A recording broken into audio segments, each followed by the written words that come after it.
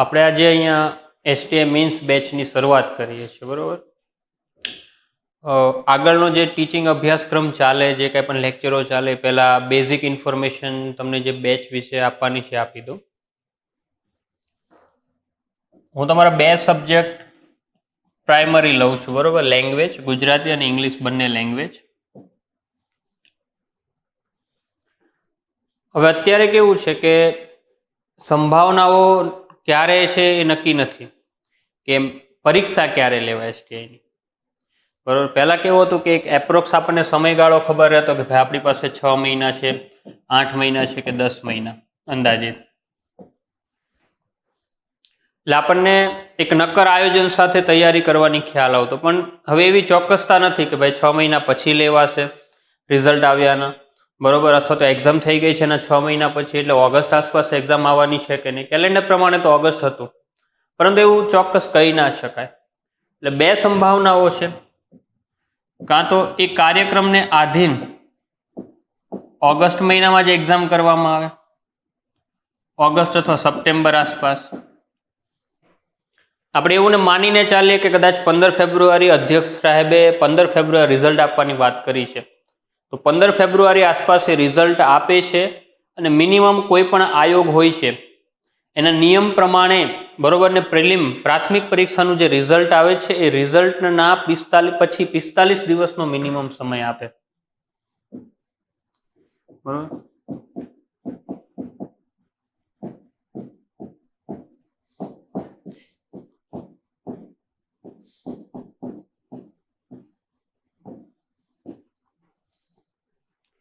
ક્યારેય પણ કોઈ પણ પ્રિલિમિનરી પરીક્ષાનું રિઝલ્ટ આવે એટલે આયોગને ગમે તેટલી ઉતાવળ હોય, બરોબર ને, એ 45 દિવસ પહેલા એક્ઝામને કન્ડક્ટ કરી શકે નહીં. રિઝલ્ટ આપ્યા પછી એને 45 દિવસનો સમયગાળો વિદ્યાર્થીનો આપવો પડે. જેમ કે આની પહેલાની લાસ્ટ એક્ઝામ હતી ડીવાયએસઓની, એને લઈને જ્યારે કે રિઝલ્ટ આવેલું ને કેસ થયેલો, કેસ થયા બાદ રિવાઇઝ થયું રિઝલ્ટ, અને તત્કાલ 2 અઠવાડિયામાં લેવાની વાત કરેલી. આની પહેલાના જે ચેરમેન હતા એના કાર્યકાળમાં, એટલે ફરીવાર રીકેસ થયો હતો. અને પછી હાઈકોર્ટે ફરીવાર જજમેન્ટ આપ્યું અને જે ઉમેદવારો હતા એને તૈયારી કરવા માટે બીજો 6 અઠવાડિયાનો સમય આપવાનું શું કહે આદેશ આપેલો. એટલે ફરીવાર 6 અઠવાડિયા એટલે માનીને ચાલો 45 દિવસનો સમય ફરીવાર આપવામાં આવ્યો. એટલે કોઈ પણ સિચ્યુએશન હોય, રિઝલ્ટ આવે છે, રિવાઇઝ રિઝલ્ટ આવે છે, કોઈ પણ સિચ્યુએશનમાં 45 દિવસ મિનિમમ તમને આપવામાં આવે છે આયોગ દ્વારા. એટલે માનીને ચાલો કે કદાચ 15 ફેબ્રુઆરી આસપાસ રિઝલ્ટ આપે છે, ઘણી ઉતાવળ છે કે એક્ઝામ કન્ડક્ટ કરવી જ છે, તો મહત્તમ ક્યારે કન્ડક્ટ થાય, ધારો કે, બરોબર ને, એપ્રિલ એન્ડ માન્ય અથવા તો મે મહિનામાં. મહત્તમ સંભાવના મે મહિનામાં રહે. આ એક પહેલી સંભાવના માનીએ છીએ આપણે કે ભાઈ ખૂબ જ ઝડપથી પતાવવું છે, કે ભાઈ જૂના કેલેન્ડરની જે કાંઈ પણ ભરતી છે એને બને તેટલી ઝડપથી પતાવી દેવી છે. ત્યારબાદ જાન્યુઆરી એન્ડિંગમાં નવું કેલેન્ડર આપશું.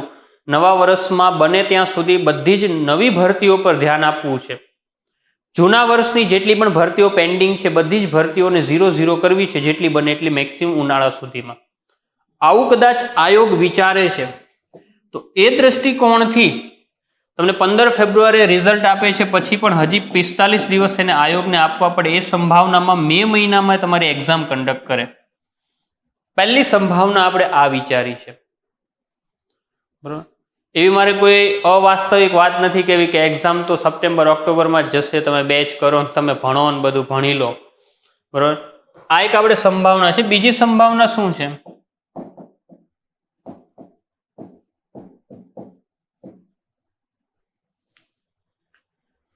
એક છે કે ફેબ્રુઆરીમાં તો રિઝલ્ટ આપે છે, 45 દિવસનો સમયગાળો એને આપવો પડે, એટલે કોઈ પણ સંજોગોમાં એપ્રિલ મહિનામાં એક્ઝામ સંભવ ન બને. આયોગને બી ઘણી બધી વ્યવસ્થાપન કરવાનું હોય. કેમ? 15 ફેબ્રુઆરી રિઝલ્ટ આપ્યા પછી 3 થી 4 દિવસની અંદર આયોગ દ્વારા મેન્સના ફોર્મ ભરવાની નોટિફિકેશન બહાર પાડવામાં આવે. 10 થી 15 દિવસનો મેન્સના ફોર્મ ભરવાનો સમયગાળો આપવામાં આવે. મેન્સના ફોર્મ ભરાય પછી આયોગ છે પોતાનું આયોજન શરૂ કરે મેન્સ એક્ઝામ કન્ડક્ટ કરવાનું. તો આયોજન કરવા માટે એને પછી 5 થી 7 10 દિવસ જોઈએ, બરોબર. એટલા માટે 45 દિવસનો સમયગાળો રાખેલો છે. તો એવી સંજોગોમાં એપ્રિલ સુધી પોસિબલ નથી. બીજું કે માર્ચ અને એપ્રિલમાં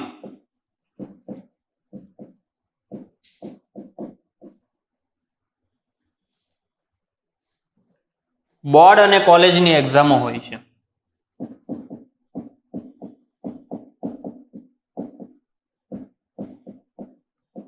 એવી સિચ્યુએશનમાં હંમેશા મોટા ભાગે તમારે જોવું કે આજ દિન સુધી માર્ચ કે એપ્રિલ મહિનાની આસપાસની સિચ્યુએશનમાં ક્યારેય પણ મેન્સ પરીક્ષાઓ કન્ડક્ટ નથી કરી આયોગે. હવે એપ્રિલ પછી ક્યારે લેવાઈ શકે છે? તો આ સંભાવનામાં તો એવી સિચ્યુએશનની અંદર આપણે વિચારીએ કે ભાઈ મે, જૂન, જુલાઈ કે ઓગસ્ટ. બીજું એપ્રિલ મહિનામાં શું છે કે અહીંયા પ્રી બી છે 1-2 ની, એટલે આયોગ એ આયોજનમાં પણ હોય છે. અને બીજું કે એની સાથે તરત આ એક્ઝામ ના રાખે થોડા દિવસોમાં. મે મહિનાની અંદર યુપીએસસીની એક્ઝામ હોવાથી આયોગ કોઈ પણ પ્રકારની એક્ઝામ કન્ડક્ટ નહીં કરે. બીજી ઘણી બધી ટેકનિકલ એક્ઝામો ને બધું છે જેની પ્રિલિમિનરીઓ છે. એટલે જો એ નથી થતું તો આ 3 માંથી કોઈ એક મહિનાની અંદર તમારે એક્ઝામ કન્ડક્ટ થવાની સંભાવનાઓ પછી વધી જાય. કાં તો જૂન આવી શકે છે, કાં તો જુલાઈ 2 આવી શકે ને કાં ઓગસ્ટ આવી શકે. એટલા માટે આ 3 માંથી આ સંભાવના જે બીજી છે, બીજી સંભાવનાની અંદર તમને જૂન, જુલાઈ કે ઓગસ્ટ આ 3 માંથી, હવે એ ચોક્કસ ના કહી શકાય કે આ 3 માંથી કયા મહિનાની અંદર એક્ઝામ આવશે. જૂનમાં 2 આવી શકે છે, જુલાઈમાં 2 આવી શકે છે અને ઓગસ્ટમાં 2 આવી શકે છે, બરોબર ને. ખાલી ચેરમેન સાહેબે તો તમારા મંતવ્ય જાણવા માટે ટ્વીટ કર્યું હતું કે ભાઈ તમે ક્યારે ઈચ્છો છો, અને એમને બી ખ્યાલ છે કે તૈયારી કરતા વિદ્યાર્થી એટલા તત્કાલિક એટલી ઉત્સુકતા ના હોય કે મહિનામાં કહી દે કે લઈ લો માર્ચ એન્ડિંગમાં, એપ્રિલમાં, બરોબર. અને એ સંભવ પણ નથી. એટલા માટે ક્યારેય કોઈ વિદ્યાર્થી બી જે તૈયારી કરતો એને ખબર છે તૈયારીનું મહત્વ, તૈયારીમાં કેટલો સમય જોઈએ, કે તૈયારી માટે કઈ કઈ બાબતો હજી કાચી છે. એટલે ક્યારેય એવું ના કહે કે ભાઈ 20 દિવસમાં લઈ લો, મહિનામાં લઈ લો, 1.5 મહિનામાં લઈ લો, બરોબર. ગમે તેવી તૈયારીમાં ઘણા વર્ષો થઈ ગયા તો બી એને બી થોડો સમય તો જોઈએ પ્રેક્ટિસનો, મોકનો. કેમ? કારણ કે ડેડિકેટલી ખાલી એસટીઆઈ ન કરતા, ઘણી બધી બીજી એક્ઝામોને બી ટાર્ગેટ તો કરતા જ હોય જોડે જોડે. કેમ કે અત્યારે બી આપણે કરતા હોય તો હોઈ શકે જીપીએસસી પ્રિલિમ્સને બી સાથે સાથે પેરેલલ બેલેન્સ કરીને ચાલતા હોઈએ. તો એવી સિચ્યુએશનની અંદર, બરોબર, આપણે વાત કરીએ કે જો આયોગ પાસે આ 2 સંભાવના છે, આપણે બંનેને આપણે વાત કરી. બીજી સંભાવના પ્રમાણે, બરોબર, રિઝલ્ટ આપે છે, 45 દિવસનો સમય લે છે, મે મહિનો તો આવી જાય, મે મહિનાની અંદર, બરોબર ને, યુપીએસસીની પ્રિલિમ્સ છે, અને એપ્રિલની અંદર તો જીપીએસસી ખુદ ક્લાસ 1-2 ની પ્રિલિમ્સ કન્ડક્ટ કરે છે, ઘણી બધી ટેકનિકલ એક્ઝામ બી કન્ડક્ટ કરશે, અને માર્ચ એપ્રિલની અંદર બોર્ડ અને કોલેજની એક્ઝામો બી છે. એવી સિચ્યુએશનની અંદર કન્ડક્ટ થવાની સંભાવના ઓછી છે. એટલે તમારી સંભાવના છે જૂન, જુલાઈ અને ઓગસ્ટ. પછી સપ્ટેમ્બરમાં ન જાય, બીકોઝ ઓફ ધ સપ્ટેમ્બરમાં એમણે જીપીએસસી મેન્સની તારીખ પણ આપી છે. એ જ રીતે સપ્ટેમ્બરની અંદર, બરોબર ને, યુપીએસસી પ્રી હશે ઓગસ્ટ એન્ડિંગમાં, બરોબર ને.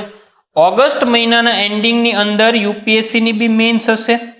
સપ્ટેમ્બર મહિનાની અંદર જીપીએસસીની મેન્સની પરીક્ષા હશે. બીજું નવું કેલેન્ડર આવી ગયું હશે, એટલે આયોગ જે કાંઈ પણ નવી ભરતીઓ આપી હશે, જાન્યુઆરી એન્ડિંગમાં કેલેન્ડર આપ્યું છે, તમે અહીંયા જુઓ કે 6 મહિનાનો સમય વીતી ગયો છે, બરોબર. હવે અડધું વર્ષ પતી ગયું, આયોગ પાસે અડધું વર્ષ વધ્યું, એટલે આયોગ ફટાફટી હવે જે કાંઈ પણ નવી ભરતીઓની જાહેરાતો કરી હોય એની પ્રિલિમિનરી એક્ઝામો કન્ડક્ટ કરવામાં વ્યસ્ત થઈ જાય, અને એને કરવી પણ પડે. એટલે ક્યાંક ને ક્યાંક ઓગસ્ટ મહિનામાં કે સપ્ટેમ્બર મહિનાની અંદર જીપીએસસીની 1-2 ની મેન્સ હશે, ત્યારબાદ, બરોબર ને, યુપીએસસીની મેન્સ હશે, અને આયોગ દ્વારા બીજી જે નવા કેલેન્ડરમાં ભરતીઓ જાહેર કરવામાં આવી હશે એ બધાની પ્રિલિમિનરી એક્ઝામમાં વ્યસ્ત હશે આયોગ. એવી સિચ્યુએશનમાં આપણે માનીને ચાલે કે ઓગસ્ટ કે સપ્ટેમ્બરમાં બી કદાચ પોસિબિલિટી ન બને જૂની મેન્સો માટેની, કારણ કે એને નવા કેલેન્ડરની નવી પ્રિલિમિનરીઓ કન્ડક્ટ કરવાની છે. 1-2 જે નવી લેવાશે એપ્રિલ મહિનામાં એની મેન્સ કરવાની છે, અને યુપીએસસીની મેન્સ છે. એટલા માટે આયોગ સંભવત જૂન કે જુલાઈને ટાર્ગેટ કરશે. આ પ્રોબેબિલિટી છે સંભાવના 2 પ્રમાણે કે એક્ઝામ તમારી જૂન કે જુલાઈ મહિનાની અંદર કન્ડક્ટ થશે. સંભાવના 1 પર આપણે વાત કરી. અને સંભાવના 2 છે કે ભાઈ આયોગ એવું વિચારે છે કે ભાઈ એપ્રિલ મહિનાની અંદર નવી પ્રિલિમ છે, બરોબર, એપ્રિલ મહિના પછી બાદ મે મહિનાની અંદર યુપીએસસી પ્રિલિમ્સ છે, બંને પ્રિલિમ્સ પતે છે એટલે વિદ્યાર્થી ડેડિકેટલી મેન્સની તૈયારીમાં લાગી જશે. ત્યારબાદ ઓગસ્ટ મહિના અને સપ્ટેમ્બર મહિનામાં યુપીએસસી જીપીએસસીની મેન્સ એક્ઝામોમાં કેન્ડિડેટ એપિયર થશે અને બીજું નવું કેલેન્ડર આવ્યું હશે એટલે નવી ભરતીઓની તૈયારીઓમાં આયોગ પણ લાગી જાય અને વિદ્યાર્થી પણ લાગી જાય. તો જે જૂના વર્ષની જે ભરતીઓ છે, જે પ્રિલિમિનરીઓ 2024માં લેવાઈ ગઈ છે, બને એટલી સંભવત એને મે મહિના કે જૂન મહિના ઉનાળા સુધીમાં 0-0 કરી દેવી. ઉનાળા પછી મે કે જૂન મહિના પછી કોઈ પણ જૂની 2024ની ભરતી પેન્ડિંગ હોવી જોઈએ નહીં. નવા વર્ષની નવી ભરતીઓ જ કરવી છે. આવી સિચ્યુએશનની અંદર એ સંભાવના 1 પર ઝડપથી જશે અને આવી સિચ્યુએશનમાં કોઈ બી સંજોગોમાં એડજસ્ટ કરશે અને 6 એપ્રિલે તમારી જ્યારે જીપીએસસી ક્લાસ 1-2ની પ્રિલિમ લેવાય છે એટલે એપ્રોક્સિમેટ મે મહિનાની શરૂઆતમાં, કારણ કે યુપીએસસીની પછી જે પ્રી હશે ક્યાં હશે, મે એન્ડમાં 25 આસપાસ હોય. એટલે આ મે મહિનાની અંદર માનીને ચાલો 5 કે 10 મેની વચ્ચે ગમે ત્યારે કન્ડક્ટ કરે. એ પહેલા સંભવત નથી. કેમ?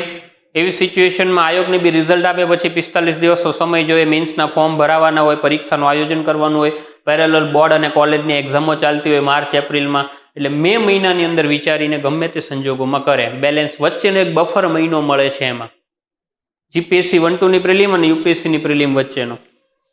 એટલે એવી સંભાવનામાં આ વસ્તુ છે.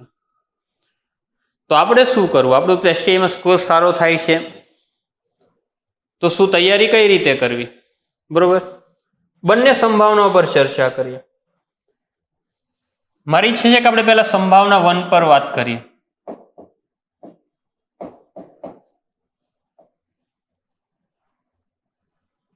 સંભાવના 1 આપણે માનીને ચાલીએ કે આયોગ દ્વારા બને એટલું ઝડપથી એક્ઝામ કન્ડક્ટ કરી લેવામાં આવશે ને મારે એના માટે તૈયાર રહેવાનું છે. જીપીએસસી ક્લાસ 1-2 હોત તો કદાચ હજી આપણને 2 વાર હૃદયમાં વિચાર આવવો જોઈએ, મનમાં વિચાર આવવો જોઈએ કે શું થશે, હું કઈ રીતે કરીશ, સંભવ છે કે નહીં, હું બધું કવર કરી શકીશ કે નહીં, મારાથી થશે કે નહીં. અહીંયા એટલું બધું વિચારવાની બહુ વધારે પડતી આવશ્યકતા નથી. કેમ? પહેલા તો સમજીએ એક્ઝામ પેટર્નને.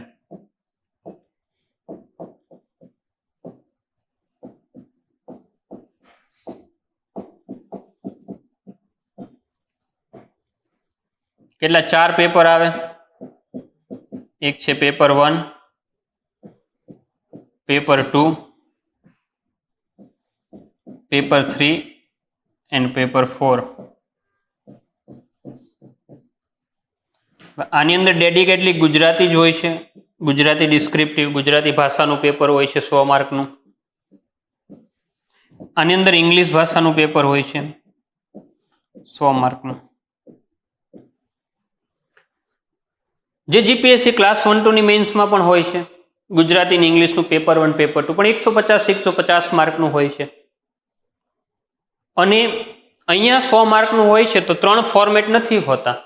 ગુજરાતીની અંદર જે 12 ફોર્મેટ આવે છે એમાંથી સંવાદ કૌશલ્ય, ઔપચારિક ઉદ્બોધન અને ચર્ચાપત્ર 3 ફોર્મેટો અહીંયા ઓછા થઈ જાય. એટલે કહેવાનો મતલબ છે અહીંયા તમારે માત્ર ને માત્ર 8 ફોર્મેટની તૈયારી કરવાની હોય અને આની અંદર 7 ફોર્મેટની. 2 ફોર્મેટ આમાં બી ઓછા થઈ જાય, પ્રેસ અપીલ નીકળી જાય. એટલે ક્લાસ 1-2ની અંદર પણ આ બંને પેપર આવે પણ બંનેની અંદર અહીંયા 12 ફોર્મેટ આવે છે, અહીંયા 10 ફોર્મેટ આવે છે, અહીંયા 7 થઈ જાય, અહીંયા 8 ફોર્મેટ થઈ જાય, ફોર્મેટ બી ઘટી જાય. બીજું P3 અને P4, પેપર 4 અને પેપર 3 ની અંદર જીએસ હોય છે, બંને પેપર 100 માર્કના હોય છે.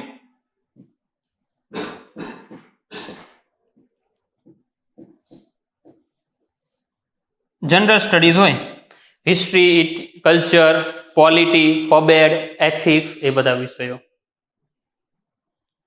જો સિલેબસને જોઈએ તો જીપીએસસી ક્લાસ 1-2 નો જે સિલેબસ છે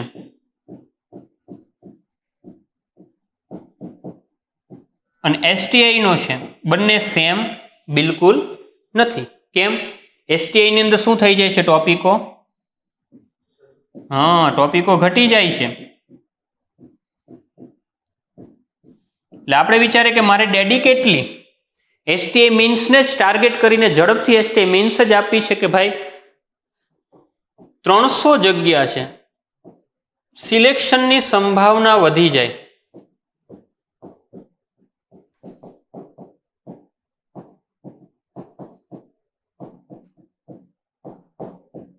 હું 164 ક્લાસ 1-2 ની પ્રિલિમ માટે મથું, એની મેઇન્સ આવે એના માટે મથું, અને 164માં બરોબર ને મારી સાથે ઇંગ્લિશ મીડિયમના કેન્ડિડેટ બી હોય, ગુજરાતી માધ્યમના કેન્ડિડેટ હોય, બંને. અહીંયા શું થાય? એપ્રોક્સિમેટ એક તો આખી જે એક્ઝામ છે કયા માધ્યમમાં લેવાય? ગુજરાતી.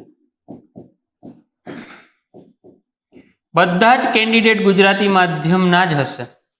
જનરલી જોવામાં આવ્યું છે કે ડીવાયએસઓ અને એસટીઆઈ ની અંદર યુપીએસસી ની ઇંગ્લિશ મીડિયમમાં તૈયારી કરનાર કેન્ડિડેટો આમાં અપિયર થતા નથી, આની મેન્સમાં નથી હોતા.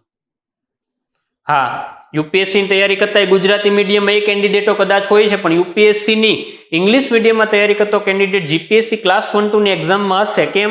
કારણ કે ત્યાં એને ગુજરાતી ઇંગ્લિશ બંને ભાષામાં લખવાનો વિકલ્પ મળે છે. અહીંયા એની પાસે વિકલ્પ નથી. કઈ ભાષામાં એને ફરજિયાત બધા પેપર, આ ત્રણેય પેપર લખવા પડે? ગુજરાતીમાં જ લખવા પડે. એટલે યુપીએસસી ની જે તૈયારી કરતો વ્યક્તિ હશે ઇંગ્લિશ માધ્યમમાં, અહીંયા અપિયર નહીં થાય. ઇંગ્લિશ મીડિયમના કેન્ડિડેટ બહુ જ ઓછા તમને જોવા મળશે. તમારે જોવું એટલે પહેલી તો સ્પર્ધા ઘટે છે, વેકેન્સીઝ જ્યાદા છે, વધારે છે. વધારે વેકેન્સીની અંદર સ્પર્ધક ઓછા છે.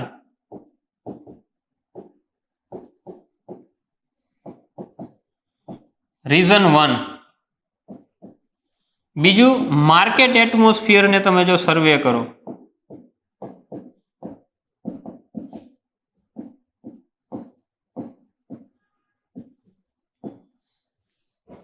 તો બી તમારી સંભાવના અત્યારે વધી જાય ડેડિકેટલી એસટી મીન્સ કરવાની.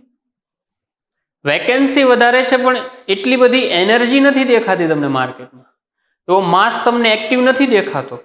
લાઇબ્રેરીઓમાં જાઓ, હર કોઈ પીએસઆઈના રનિંગમાં વ્યસ્ત છે, જેને પીએસઆઈનું રનિંગ થઈ રહ્યું છે. કારણ કે માસ 2-3 મહિનાથી જીપીએસસીની તૈયારી કરનાર માસ પણ પીએસઆઈમાં વ્યસ્ત હતો. અને પીએસઆઈની રનિંગ જેને થઈ છે એ હવે ડેડિકેટલી શેની તૈયારી કરવાનો છે? પીએસઆઈ મીન્સની. ચાહે જીપીએસસીની તૈયારી કરતો કેન્ડિડેટ પીએસઆઈની એક્ઝામમાં બેસે છે, એને રનિંગ થઈ ગઈ તો પીએસઆઈ જ કરશે, કારણ કે એની પણ સંભાવના ક્યારે છે? એપ્રિલ કે મે માં આવી જશે એક્ઝામ એની. એટલે એ કેન્ડિડેટ બધા પીએસઆઈની તૈયારીમાં રહેશે. બીજું, પીએસઆઈના રનિંગની અને એની તૈયારીમાં વ્યસ્ત હોવાના કારણે ઘણા બધા વ્યક્તિઓએ જીપીએસસી અને એસટીઆઈની પ્રિલિમ્સની તૈયારી પણ નથી કરી અને સ્કોર પણ નથી થતા ઘણા કેન્ડિડેટને. એટલે પીએસઆઈની રનિંગમાં જીપીએસસીનો ઘણો બધો માસ વ્યસ્ત થઈ જવાના કારણે ઘણા બધા લોકોને એસટીઆઈમાં પણ સ્કોર બહુ જ ન્યૂનતમ થયો છે. સ્કોર નથી થયો એટલે એવો સ્પર્ધક પણ તમારી સ્પર્ધામાંથી નીકળી જશે. સારા કેન્ડિડેટો બરોબર ને 100+ નથી જઈ શક્યા આ વખતે. એવી સિચ્યુએશનમાં એવા સ્પર્ધકો પણ તમારી સાથે ઘટી જાય છે. એક તરફ વેકેન્સી વધારે છે, સ્પર્ધકો ઘટતા જાય છે. ઇંગ્લિશ મીડિયમનો સ્પર્ધક નથી, જીપીએસસીનો એવો માસ કે જે પીએસઆઈમાં વ્યસ્ત થઈ ગયો છે એ નથી, અને બીજો સુપર ક્લાસ 3 કે ક્લાસ 3 લેવલની તૈયારી કરતો માસ બી ઘણીવાર અપિયર થતો એસટીઆઈ ડીવાયએસઓ જેવી એક્ઝામના, અને એ એક્ઝામ ક્રેક કરીને મેન્સમાં આવતા, ભલે મેન્સની એટલી બધી સારી તૈયારી ન હોય, એવો માસ બી આ વખતે નથી. કેમ? એ ડેડિકેટલી પીએસઆઈ નામની ભરતી આવવાના કારણે એમાં જ વ્યસ્ત હતો. એટલે ક્યાંક ને ક્યાંક અહીંયા માર્કેટ એટમોસ્ફિયર જો તો સ્પર્ધા ઓછી છે.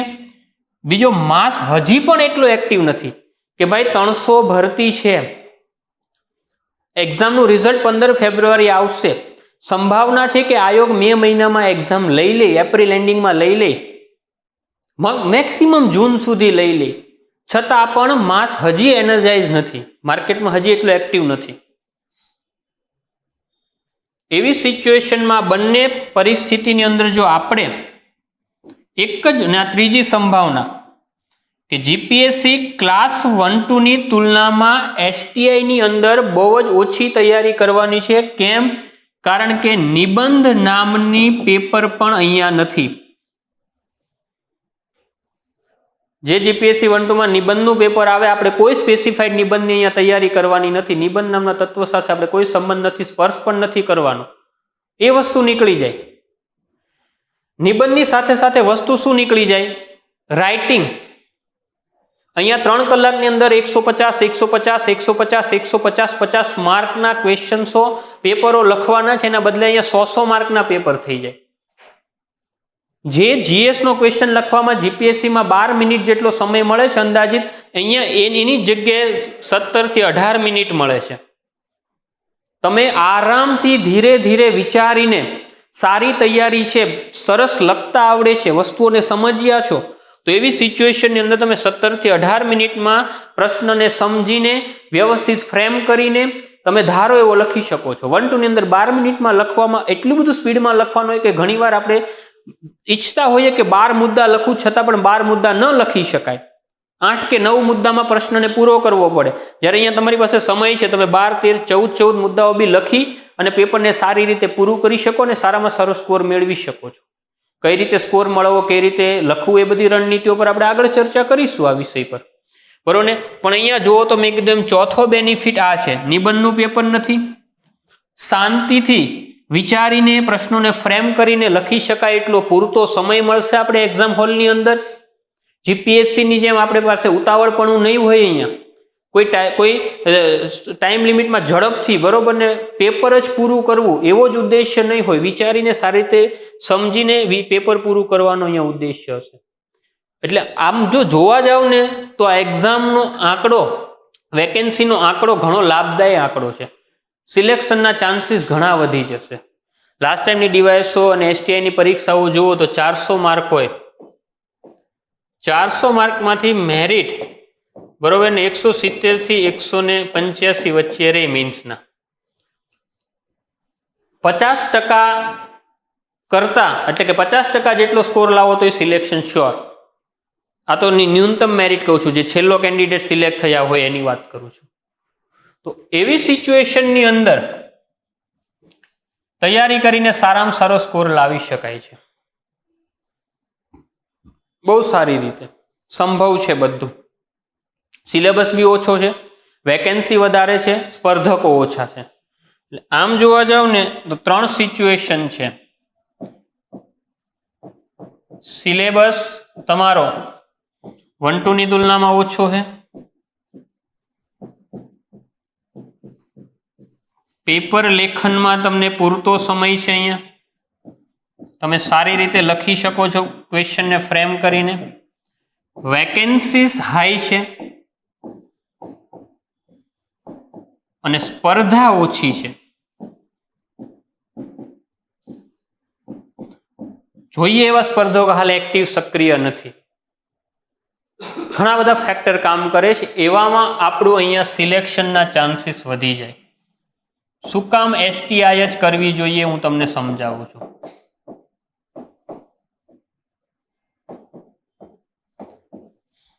એસટીઆઈ કરવાની આ 4 બાબતો છે જેના કારણે ક્યાંક ને ક્યાંક આપણું જે સિલેક્શન છે એના ચાન્સીસ ઘણા વધી જાય. મેં કીધું ઇંગ્લિશ મીડિયમના સ્પર્ધકો નથી, વાંસ પણ એટલો એક્ટિવ નથી, બધો પીએસઆઈમાં વ્યસ્ત છે. ઘણા બધા પીએસઆઈમાં હોવાથી એવા જીપીએસસીના કેન્ડિડેટ હતા જે એસટીઆઈની પ્રી નથી કાઢી શકવાના. બરોબર, વેકેન્સીઝ હાઈ છે એટલે મેરિટ કેવું જાય? અહીંયા લો જાય. મીન્સનું જ્યાં 120 થી 170, 80 વચ્ચેની જગ્યાઓ આવતી હોય, બરોબર ને, આગળ જ આપણે વાત કરીએ એમ, બરોબર ને, આ રેન્જ ક્યારે આવે છે? જ્યારે ભરતીઓ 150, 170 કે 120 જેવી હોય ત્યારે. 300 સીટ છે. એવી સિચ્યુએશનમાં ચાન્સ છે કે મેરિટ 160 કે 165 કે 170 બી જાય, ઘટે. આવી સિચ્યુએશનમાં આપણે વાત કરી કે આપણે સિલેક્શનના ચાન્સીસ વધી જાય. લેખન કરવા માટે પૂરતો સમય છે. પર ક્વેશ્ચન આપણી પાસે 18 મિનિટ છે.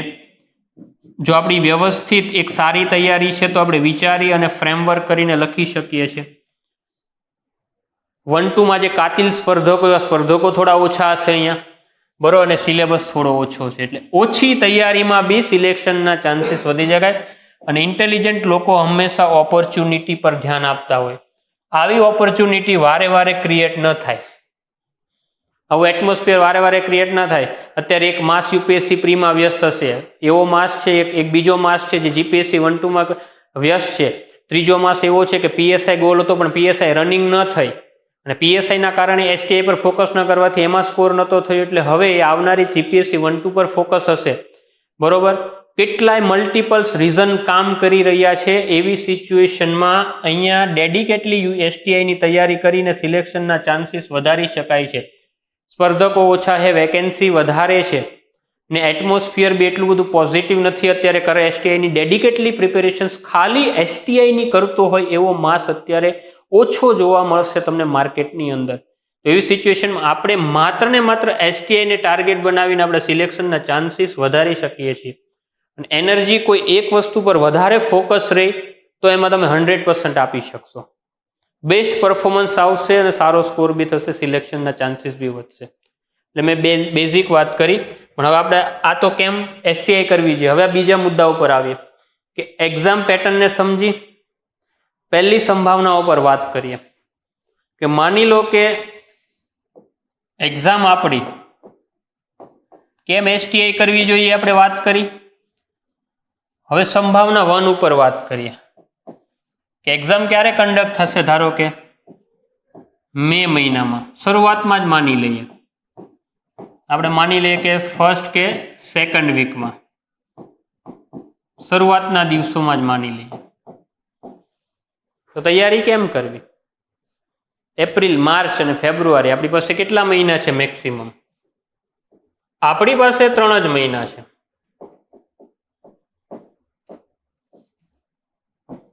ચલો આપણે આને માની લઈએ 2.5 મહિના જ છે એવું માની લઈએ. તો કેમ કરવી? એટલા માટે જ અમે એવું વિચાર્યું છે કે તૈયારીને એવી રીતે જ લઈ જશું સ્ટેપ બાય સ્ટેપ, બરોબર. કારણ કે શરૂઆતમાં આપણે ગુજરાતી લેંગ્વેજથી શરૂ કરશું.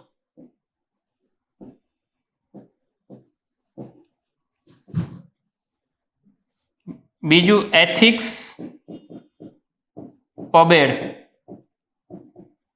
જે ક્યારેય તમે પ્રિલિમ્સમાં વાંચ્યા જ નથી. એવા સબ્જેક્ટો જે કે ડેડિકેટલી મેન્સના જ છે, આજ દિન સુધી પ્રિલિમ્સમાં તમારે નથી આવ્યા. આપણે એવું માનીને ચાલીએ કે હિસ્ટ્રી, કલ્ચર, પોલિટી બધું તમે પ્રિલિમ્સમાં વાંચ્યું છે એટલે તમારો સ્કોર થાય છે, અને સ્કોર થવાના કારણે તમારે 100+ સ્કોર થયો છે ને તમારે મેન્સ આપવા જઈ રહ્યા છો. એટલે તમારું ઠીકઠાક બેઝિક નોલેજ તમારું સારું છે સબ્જેક્ટનું, કે તમે ક્વેશ્ચન્સને એટેમ્પ્ટ કરી શકો છો, જોઈને લખી શકો છો. તો એવા સબ્જેક્ટો જે ક્યારેય જ અભ્યાસમાં આવ્યા નથી, બરોબર, ડેડિકેટલી મેન્સના છે, એનાથી શરૂઆત કરીશું.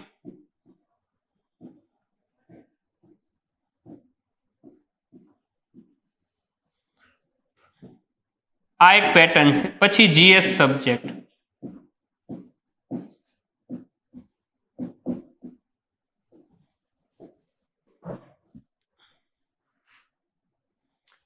આનાથી શરૂઆત થશે. ત્યારબાદ આનો અભ્યાસ કરીશું, આનો અભ્યાસ કરીશું ને ત્યારબાદ આનો. એક પેટર્ન કહું છું ક્રોનોલોજી તમને બેચની.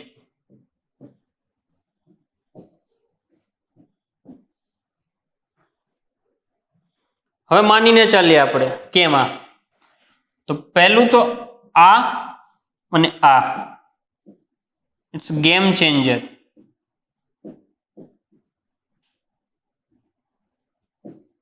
માર્કેટમાં કોઈને બી પૂછી લેવાની છૂટ. પાસ આઉટ થયેલા વ્યક્તિઓ કોઈ બી હોય એની સલાહ લઈ લેવી, કોઈ ડીવાયસ હોય, એસટીઆઈમાં કાર્યરત વ્યક્તિઓની સલાહ લઈ લેવી, સિનિયર હોય એમની સલાહ લઈ લેવી. લેંગ્વેજ, ડીવાયસો ને એસટીઆઈ ક્લાસ 1-2 ની અંદર તો ગેમ ચેન્જર છે, પણ ટોટલી ગેમ ચેન્જર નથી કહેતો. કેમ? ત્યાં એક પેપર આવે છે, કયું? નિબંધ. ઘણીવાર આ પણ આખી પાજી પલટી નાખે છે.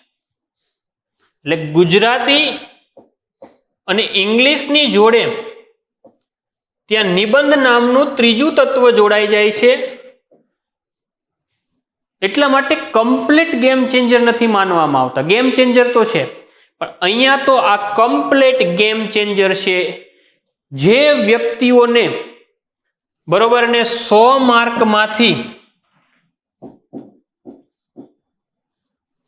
આ સબ્જેક્ટની અંદર 50+ કોઈ એકમાં અને કોઈ એકમાં 45 કે 50 જેટલા આવી ગયા અથવા બંનેમાં 50+ આવી ગયા, એ વ્યક્તિ શ્યોર સિલેક્ટ હોય છે. કોઈનો બી ટ્રેક રેકોર્ડ જોઈ લેવો, પાછલા વર્ષોના રિઝલ્ટ જોઈ લેવા, બરોબર ને.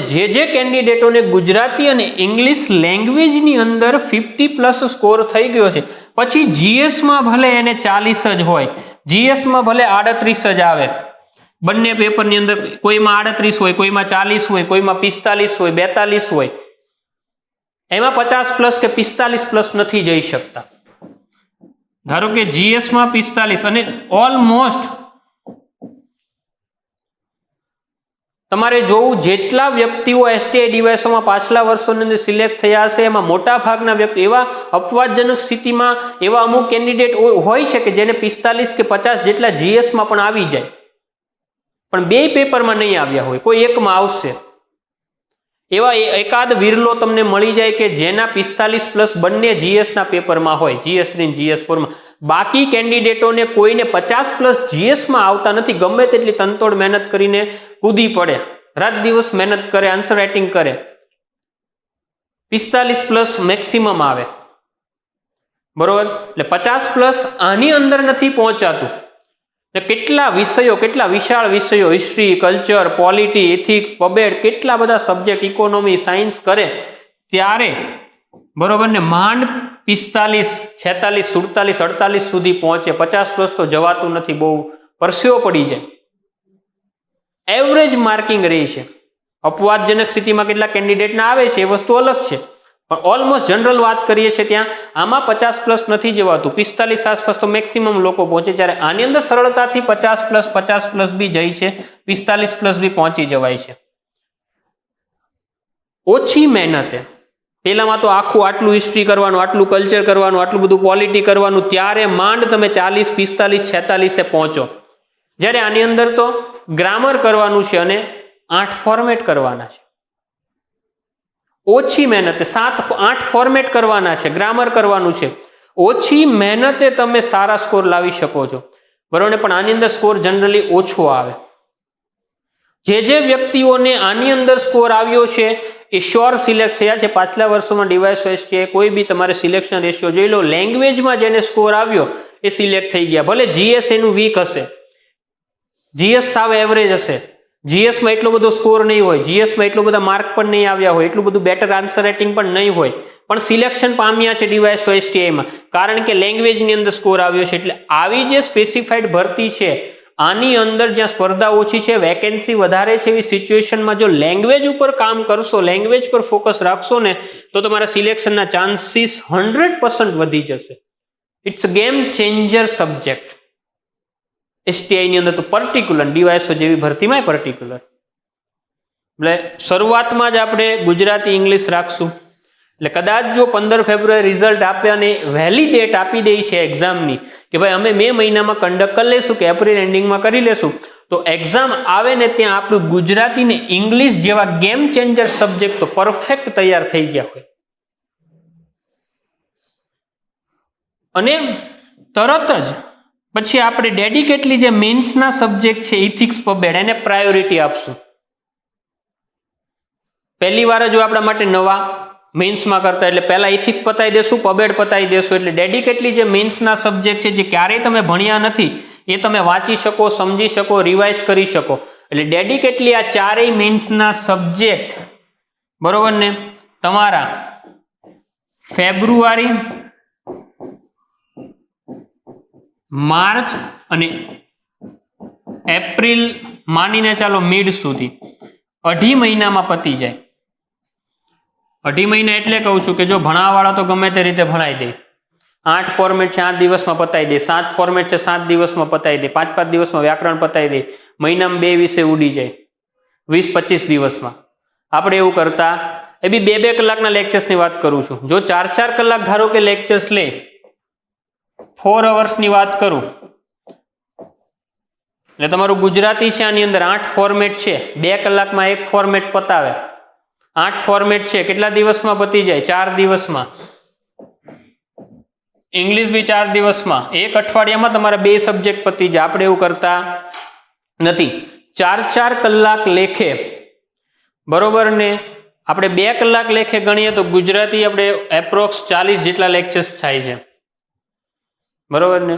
એ ક્વોલિટી તમને ખબર પડી જશે જ્યારે ચાલશે ત્યારે. ઇંગ્લિશમાં બી એપ્રોક્સ આપણે, બરોબર ને, 25 જેટલા આસપાસ પહોંચી જશું, બરોબર ને? 15-17 જેવો લેક્ચર્સ. ગ્રામર નથી ગણતો આમાં, પ્લસ ગ્રામર લેક્ચર,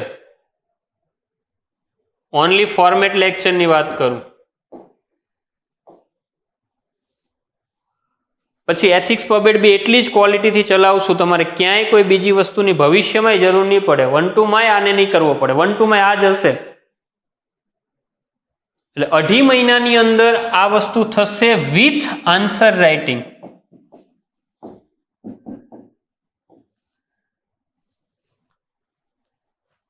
બકાયદા ફોર્મેટો ચાલતા જશે. ફોર્મેટ ચાલશે એટલે તમને અહીંયા લાઈવ પ્રેક્ટિસ બી કરાવશું.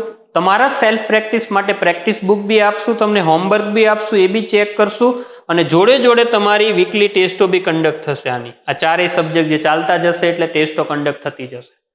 તમારે અહીંયા ભણવાનું છે, સમજવાનું છે, ઘરે જઈને રિવિઝન કરવાનું છે, રિવિઝન કરીને ટેસ્ટ આપવાની છે, ટેસ્ટ ચેકિંગ થશે. ચેકિંગ બાદ તમને એનું મેન્ટરશીપ માર્ગદર્શન પૂરું પાડવામાં આવશે કે તમે ગુજરાતીના આન્સર રાઇટિંગમાં શું ભૂલ કરો છો, હજી શું સુધારવાનું છે, ઇંગ્લિશનું આન્સર રાઇટિંગને કેમ ઇમ્પ્રૂવ કરવું, તમારે જીએસમાં કઈ રીતે, ઇથિક્સ પબેટની અંદર તમારે કઈ રીતે આન્સર રાઇટિંગ કરવું જોઈએ, ઇથિક્સ પબેટમાં આન્સર રાઇટિંગમાં કઈ કઈ બાબતો ધ્યાન રાખવી, કઈ રીતે ઇમ્પ્રુવમેન્ટ કરવું, બકાયદા જે ટેસ્ટો આપશો, ટેસ્ટમાં ચેકિંગ થશે. ચેકિંગ બાદ તમારું મેન્ટરશીપ કાઉન્સેલિંગ બી થશે. તમને આના વિશે બકાયદા બધું જ માર્ગદર્શન આપવામાં આવશે. અને ત્યારબાદ જો એક્ઝામ આવી જાય છે, બરોબર ને, તો જીએસ ચલાવવામાં નહીં આવે, જીએસ ના આન્સર રાઇટિંગના લેક્ચર્સ કરી નાખશું. તમારે પેરેલલ તમારી રીતે હિસ્ટ્રી કલ્ચર વાંચતું જ રહેવાનું છે, બધું ક્વોલિટીને જે તમે પ્રિલિમમાં વાંચ્યું છે. જે વસ્તુ તમે પ્રિલિમમાં વાંચ્યું છે એ જ વસ્તુ તમારે વાંચતું રહેવાનું છે, એવું માનીને કે એક્ઝામ મે મહિનામાં આવી જવાની છે. ચેતતા નર સદા સુખી, પૂર પહેલા પાળ બાંધી લેવી સારી. આગ લાગે ત્યારે ખાડો ખોદવા નહીં જવાનું. એ એપ્રોચથી અત્યારથી જ માનીને ચાલવાનું. પછી ભલે ઓગસ્ટમાં લઈ કે જુલાઈમાં લઈ, આપણે માનીને ચાલવાનું છે કે મેમાં આવી જવાની છે. આપણી એટલી પૂર્વ તૈયારી હોવી જોઈએ. એ સાથે જ આપણે તૈયારીને અહીંયા આવતીકાલથી પહેલા જ દિવસથી શરૂઆત કરીશું. એટલે અહીંયા આપણે માનીને ચાલશું કે એપ્રિલ એન્ડિંગમાં કે મેમાં એક્ઝામ આવે છે. એ એપ્રોચને ધ્યાનમાં રાખીને પહેલા મેઇન્સના ડેડિકેટલી સબ્જેક્ટ છે જેમાં લેંગ્વેજ ગેમ ચેન્જર છે, એટલે હું લેંગ્વેજ ઉપર મેક્સિમમ ફોકસ કરીશ, જેમાં હું ઓછી મહેનતે સારો સ્કોર કરી શકું છું. જે સિલેક્શન્સનો મુખ્ય આધાર છે એને હું મુખ્ય આધાર જ બનાવીશ, એમાં હું સારામાં સારો સ્કોર કરીશ. પછી ડેડિકેટલી મેઇન્સના સબ્જેક્ટ કરીશ વિથ આન્સર રાઇટિંગ ટેસ્ટ સાથે, કાઉન્સેલિંગ સાથે. પછી જો સમય રહી છે, એવું થાય છે કે ભાઈ એક્ઝામ ઓગસ્ટમાં લેવાશે કે જુલાઈમાં લેવાશે, તો તમને શું ભણાવવામાં આવશે? મેઇન્સનું જીએસ ભણાવવામાં આવશે. અન્યથા મેઇન્સનું જીએસ ભણાવવામાં આવશે નહીં. તમારે અત્યારથી જ પહેલેથી જ હિસ્ટ્રી, કલ્ચર, પોલિટી બધું વાંચતું રહેવાનું છે. જે વસ્તુ તમે પ્રીમાં વાંચી છે એ વાંચેલી વસ્તુઓને તમારે યુઝ કેમ કરવાની, ઇમ્પ્લિમેન્ટ કેમ કરવાની, હિસ્ટ્રી હોય તો આન્સર રાઇટિંગ કેમ થાય, કલ્ચર હોય તો આન્સર રાઇટિંગ કેમ કરવાનું હોય, કઈ કઈ બાબતનું ધ્યાન રાખવાનું, ડાયમેન્શન્સ કેમ આપવાના હોય, ઇન્ટ્રોડક્શન, કન્ક્લુઝન, બોડી પાર્ટ કેમ લખાય છે, પોલિટીમાં કેમ લખાય છે, બકાયદા દરેક સબ્જેક્ટના એક લેક્ચર્સ કરીશું. એટલે 7 દિવસ જેવું હશે. 7 દિવસની અંદર એટલું તો શ્યોર છે કે તમે જે સબ્જેક્ટ વાંચો છો જીએસના, એના મેઇન્સના ક્વેશ્ચન કેમ લખાય, એનું આન્સર રાઇટિંગ કેમ થાય એ જણાવી દેવામાં આવશે. એ તમને શીખવાડી દેવામાં આવશે. તમારે માત્ર ને માત્ર એક્ઝામ હોલની અંદર જઈ અને જે વાંચ્યું છે, પ્રિલિમના જે સબ્જેક્ટો આ વાંચ્યા છે જીએસના, એને શીખવાડેલા ડાયમેન્શનો સાથે ઇમ્પ્લિમેન્ટ કરવાના છે. અને એવરેજ સ્કોર જે આવે છે 42, 45, 40 એટલો આ લાવી દેવાનો છે ને આવશે જ. અહીંયા કઈ રીતે how to answer writing, history કેમ લખાય, કલ્ચરના કેમ લખાય, પોલિટીના કેમ લખાય, સાયન્સના ક્વેશ્ચનને કેમ એટેમ્પ્ટ કરાય, એ તમને જે શીખવાડશું, ઇથિક્સના ક્વેશ્ચન કેમ એટેમ્પ્ટ થાય, પબેડના, એ શીખવાડેલા ડાયમેન્શનો સાથે તમે જો કામ કરશો, તમે જે વાંચ્યું છે એને લખશો, તો આરામથી એવરેજ જે સ્કોર આવે છે બધાને અમે અત્યાર સુધી જેને શીખવાડ્યું એને આવે જ છે, બરોબર ને, તમારે બી આવી જશે, બરોબર. અને બાકી જો સમય મળે છે આપણને, આયોગ જુલાઈ કે ઓગસ્ટમાં કહે છે, તો આપણે શું કરશું, જીએસ ને મેન્સના ડાયમેન્શનથી ચલાવશું આગળ. આ આપણી સ્ટ્રેટેજી છે. પણ આપણે પ્રાયોરિટીમાં એવું માનીને ચાલવાનું છે કે એક્ઝામ ક્યારે આવી જવાની છે, મે મહિનામાં. આપણે એવી ખોટી વાતો નથી કરવી કે ભાઈ મળવાનું જ છે 6 મહિના 7 મહિના, આપણે સ્ટે કરવાનું છે, નહીં, સ્ટે કરવાનું છે, પણ સંભાવના એકને જ આપણે પ્રાયોરિટી માનીને ચાલવાનું છે કે આ તારીખે જ એક્ઝામ લેવાવાની છે. અમે રોડ મેપ કીધો તમને કે આ રીતે આપણે જશું. આની અંદર હવે તમને આન્સર રાઇટિંગ તો રહેશે જ, બકાયદા મેં કીધું એમ લેક્ચર્સ રહેશે, કઈ રીતે, પ્લસ આન્સર રાઇટિંગ રહેશે, પ્લસ 1 to 1 આપણે કાઉન્સલિંગ કરતા હોઈએ છીએ વિદ્યાર્થીઓને સંપૂર્ણ મીન્સ દરમિયાન. એ ટેસ્ટ લખે છે, ટેસ્ટ લખ્યા બાદ એ આપણને ખબર પડે છે કે ભૂલ કરી રહ્યો છે, અથવા વિદ્યાર્થી સ્વયં મળવા આવે છે એના પેપરો લઈને, તો આપણે એને ગાઈડ કરતા હોઈએ છીએ કે ભાઈ તમે ક્યાં ભૂલ કરો છો, શું કરો છો, કઈ બાબતનું ધ્યાન રાખવાનું છે, કેમ લખવાનું, આવતી ટેસ્ટમાં તમે આ રીતનું ધ્યાન રાખજો. દરેક બાબતોને 1 to 1 કાઉન્સલિંગમાં એના જે કાંઈ પણ પ્રશ્નો હોય છે એને સોલ્વ કરતા હોઈએ છીએ. એ સિવાય અહીંયાથી એકેડમીના સ્તર ઉપર જે કાંઈ પણ એક્સ્ટ્રા આપી શકાતું હોય એ સંપૂર્ણ બેચ દરમિયાન આપતા હોઈએ છીએ, જે બેઝિક કમિટમેન્ટથી ઉપર હોય. સપોઝ હિસ્ટ્રીના આન્સર રાઇટિંગના લેક્ચર્સ થયા છે, બરોબર, પછી સંસ્થા પાસે હિસ્ટ્રીનું મીન્સનું આપણે અહીંયા હોય નોટ્સ, તો તમને શું કરી દેવામાં આવતા હોય, પ્રોવાઈડ કરવામાં આવતા હોય છે, બરોબર ને. આ વસ્તુ એ એક્સ્ટ્રા કમિટમેન્ટ હોય છે, એટલે એને આપણે ક્લાસરૂમની અંદર કમિટમેન્ટના રૂપમાં નથી કહેતા હોતા, બરોબર ને. એ વિદ્યાર્થી હિતમાં લેવાતા નિર્ણયો હોય છે. તમે એડમિશન લો છો, કામ શરૂ કરો છો, પછી તમને 1 by 1 બરોબર ને જરૂરિયાત પ્રમાણે દરેક વસ્તુ સંસ્થા દ્વારા પ્રોવાઈડ કરવામાં આવતી, પણ સંસ્થા પ્રાઇમરી કમિટમેન્ટના ભાગરૂપે લેક્ચર્સ હોય, આન્સર રાઇટિંગ હોય, 1 to 1 કાઉન્સલિંગ હોય, જરૂરિયાત જણાય ત્યાં તમારા એક્સ્ટ્રા ટેસ્ટ વગેરે બી કન્ડક્ટ થતા હોય છે. આ બેઝિક પ્રોગ્રામ મેં તમને કીધું સંભાવનાઓના આધારે, બરોબર ને. એટલે આ બાબતનું ખાસ ધ્યાન રાખવાનું છે. અને જે તમને ફીસ કીધી છે,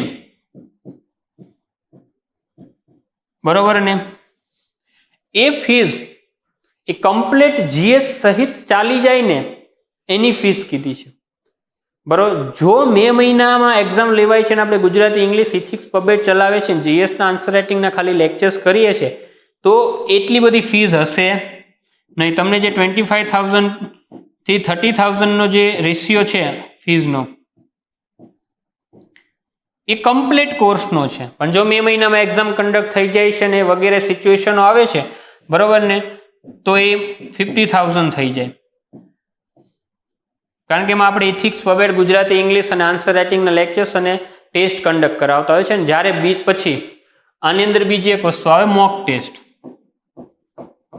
જ્યારે એક્ઝામ નજીક હોય, 20-25 દિવસની જ વાર હોય, એટલે આપણે શું લેતા હોઈએ છીએ, મોક ટેસ્ટ લેતા હોઈએ, બરોબર ને. જે રીતના પેપર હોય છે, જીપીએસસીની પેટર્ન હોય છે, એ જ પ્રમાણે મોક ટેસ્ટના 2 થી 3 રાઉન્ડ લેતા હોઈએ છીએ.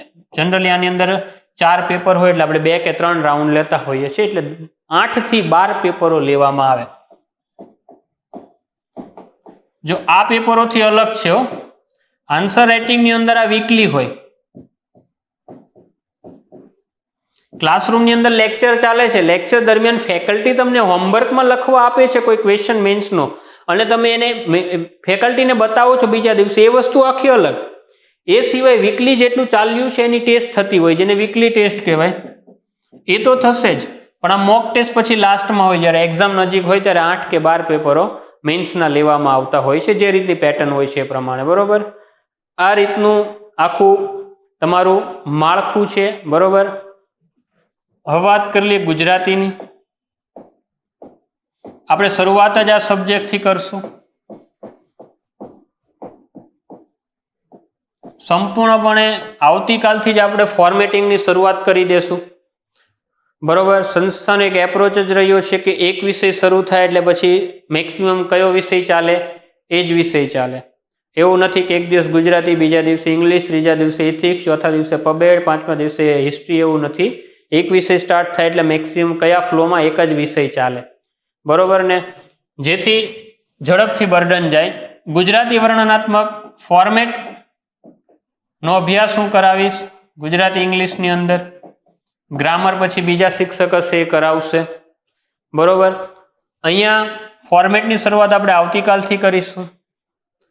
આની અંદર જે STI ના જે ફોર્મેટ છે એ પહેલા આપણે પૂરા કરશું બધા જ, બરોબર ને. જેની અંદર જનરલી હું સંક્ષેપીકરણથી શરૂઆત કરું છું મારા ફ્લો પ્રમાણે. સંક્ષેપીકરણ આવશે,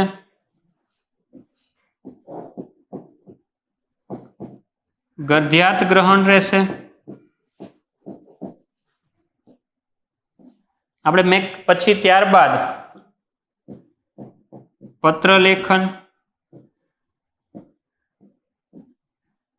અહેવાલ લેખન,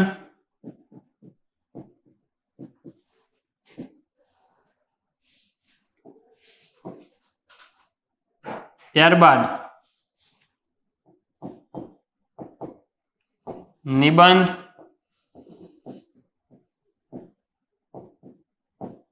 વિચાર વિસ્તાર,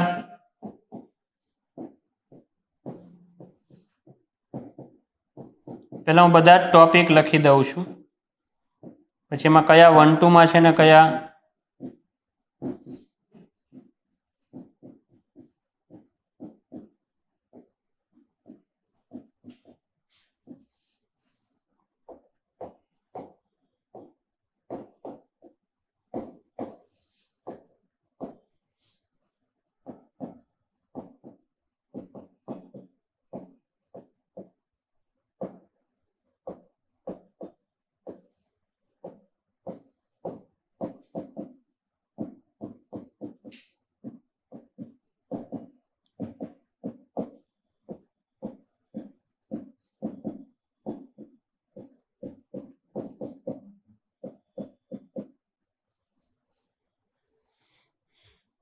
પ્રમુખ આટલા આપણા વિષયો હોય છે, બરોબર ને.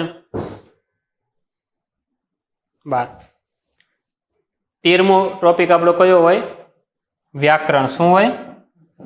હા, એ ગ્રામરના જે ફેકલ્ટી હોય છે એના સ્તર પર. એટલે ટોટલ બરોબર ને. આમ જીપીએસસી ની અંદર કેટલા ક્વેશ્ચન હોય?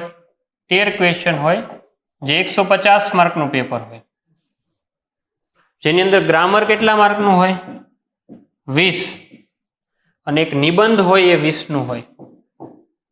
બાકી બધા જ 10-10 માર્કના. જ્યારે અહીંયા STI ની અંદર કેટલા માર્કનું પેપર હોય? 100 માર્કનું, ને 10 જ ક્વેશ્ચન હોય, 13 ના હોય.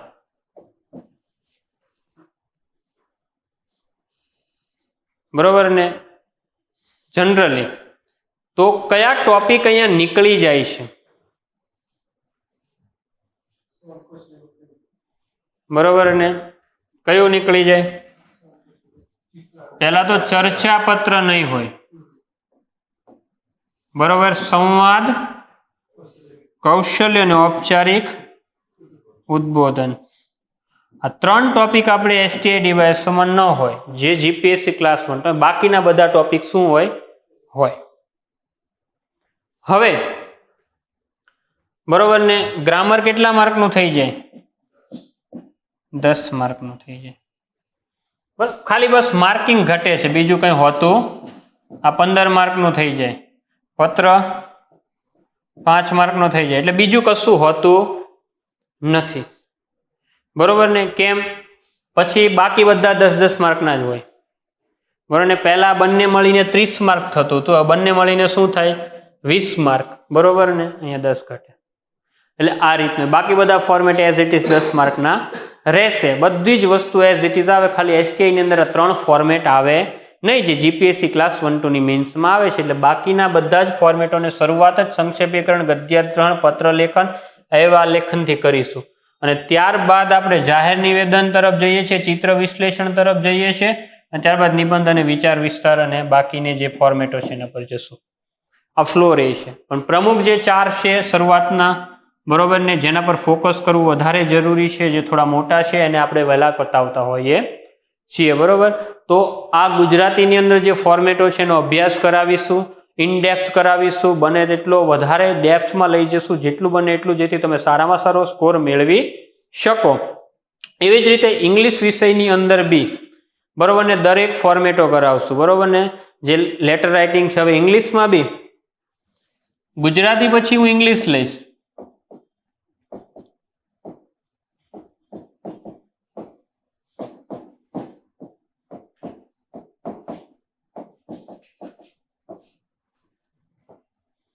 જેની અંદર શું આવે, પહેલું તો શું આવે, લેટર રાઇટિંગ, એસે, બધા ટોપિક લખી દઉં છું પહેલા. વિઝ્યુઅલ ઇન્ફોર્મેશન, જો જે વસ્તુ ગુજરાતીમાં છે એ જ વસ્તુ શેમાં છે, ઇંગ્લિશમાં. નાના મોટા માઇનોર ચેન્જ આવે. પેલા ચિત્ર હતું તો અહીંયા ઇંગ્લિશમાં શું બોલાય છે, વિઝ્યુઅલ. બીજું કશી વાત છે નહીં. રીડિંગ કોમ્પ્રિહેન્શન, જેને આરસી કહેતા હોઈએ છીએ. ત્યારબાદ પ્રેસિસ રાઇટિંગ, જેને સંક્ષેપીકરણ.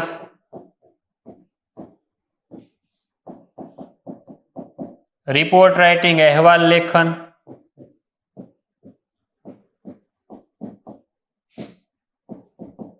પ્રેસ અપીલ, જેને જાહેર નિવેદન.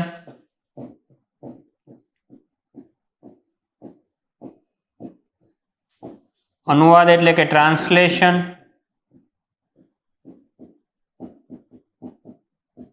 ને પછી બરોબર ને ફોર્મલ સ્પીચ, ઔપચારિક ઉદ્બોધન અને ગ્રામર.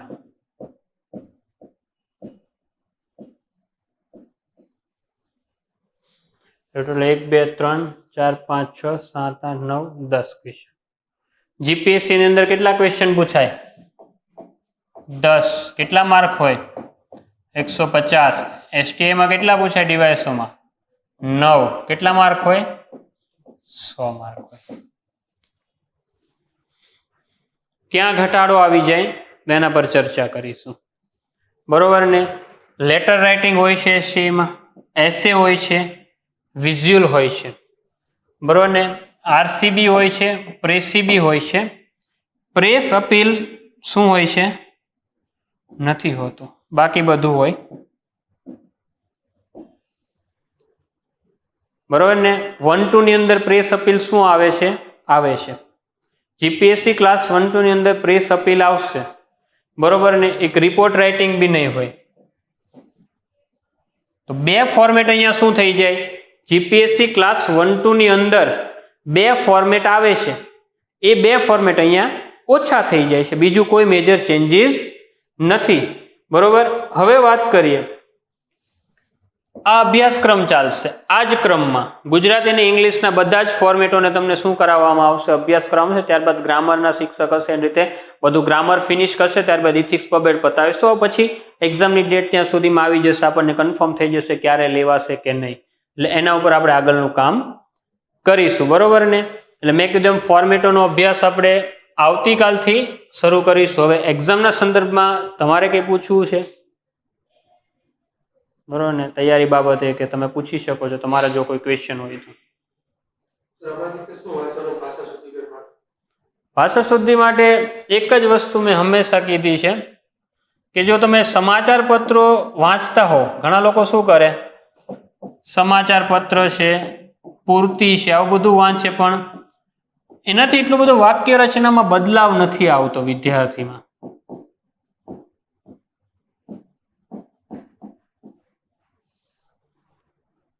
ભાષા શુદ્ધિમાં કેવું છે, તમારે આલંકારિક ભાષામાં નથી લખવાનું, સાહિત્યકાર લખતા એવા ભારે ભારે શબ્દો કે મોટા શબ્દો નથી લખવાના. સામાન્ય સમજણ પડે એવા શબ્દોની અંદર તમારે લેખન લખવાનું છે, જેથી વાંચનાર વ્યક્તિ, જે ચેક કરનાર વ્યક્તિ છે ને, વધારે સમય ને જેટલું બને એટલું ઝડપથી ચેક કરી શકે, પણ તમારું લખાણ થોડું રસપ્રદ હોય, સામાન્ય સમજણ વાળું હોય, કે દરેક વ્યક્તિ વાંચે તો સમજાય પણ જાય અને રસપ્રદ હોય, કંટાળાજનક ના હોય. પણ એટલા માટે તમારી વાક્ય રચના સારી હોય છે. તમારી પાસે શબ્દ વૈભવ નહીં, શબ્દ વૈભવની જરૂર નથી એટલી બધી, આમ વિશાળ સ્તરના એકદમ આમ ઉચ્ચ કોટીના શબ્દ વૈભવની જરૂર નથી.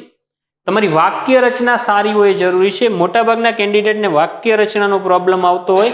હા, બેઝિક શબ્દ ભંડોળ જરૂરી છે, કેટલીક સામાન્ય અમુક સારા સારા શબ્દો ખ્યાલ હોવા જરૂરી છે. અને એટલા માટે હું એક જ રસ્તો હંમેશા આપતો હોઉં છું, ક્યાં તો તમે ન્યૂ ઇન્ડિયા સમાચાર વાંચો, ગુજરાતીમાં પણ આવે છે, ભારત સરકારની પત્રિકા, અને કા પાક્ષિકનું અધ્યયન રાખો.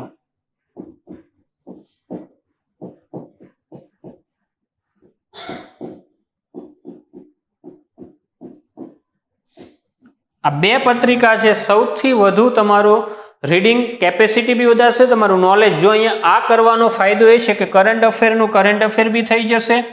બીજું કે તમારું ભાષામાં શબ્દ વૈભવ બી થોડો સારો બનશે, અને બીજું તમારી વાક્ય રચના બી ખૂબ સારી બનશે. બાકી તમે વાંચવા ખાતે તમે હું કહી દઉં સમાચાર પત્રો વાંચો ને પૂરતી વાંચો ને સમય ઘણો જશે. એટલો આપણી પાસે સમય નથી કે આપણે નિયમિત 1, 1.5, 2 કલાકનો સમય આપણે ન્યૂઝપેપર માટે ફાળવી શકીએ. હા, આપણે કરંટ અફેરમાં અવેર રહેવા માટે ઉપરથી જોવું હોય ઝડપથી, બરોબર ને, ન્યૂઝને છાંટી લેવા હોય એ વસ્તુ આખી અલગ છે. પરંતુ ભાષા સુધારવા માટે ન્યૂઝપેપરને પૂરતી વાંચીને સમય ફાળવીએ અને પૂરતીના નાના નાના લેખોને વાંચીએ એ યોગ્ય નથી. ઘણા કે રવિવારની વાંચવાની, બુધવારની વાંચવાની, આ બધી પૂરતી એવું કોઈ વસ્તુ કરવાની જરૂર નથી. તમે સરકારી પત્રિકા જ વાંચો. સરકારી સ્તરની પરીક્ષા આપવા જઈ રહ્યા છો તો સરકાર સ્તર દ્વારા જે પ્રકાશિત થાય છે પત્રિકા વાંચો. પાછું એવું તો છે નહીં કે વર્ધિત છે, બરોબર ને, એકદમ યુઝફુલ પત્રિકા છે. તમારું કરંટ અફેર બી બધું કવર થઈ જાય છે, કરંટ અફેર બી કવર થઈ જાય, તમને સારો એવો શબ્દ વૈભવ બી મળી જાય છે, ને તમારી વાક્ય રચના સુધારવામાં બી તમને ખૂબ મદદ મળે. અને એવા લોટ્સ ઓફ કેન્ડિડેટ છે કે જેમને આ પત્રિકાઓના માધ્યમથી ભાષા શૈલી સારામાં સારી બની છે. એટલા માટે આગ્રહ રહેશે કે મહત્તમ પ્રાયોરિટી સારી ભાષા, સારા લેખન અને સારી વાક્ય રચના થાય એ માટે તમે ન્યૂ ઇન્ડિયા સમાચાર કે પાક્ષિક પત્રિકાને જ આપો. બરાબર.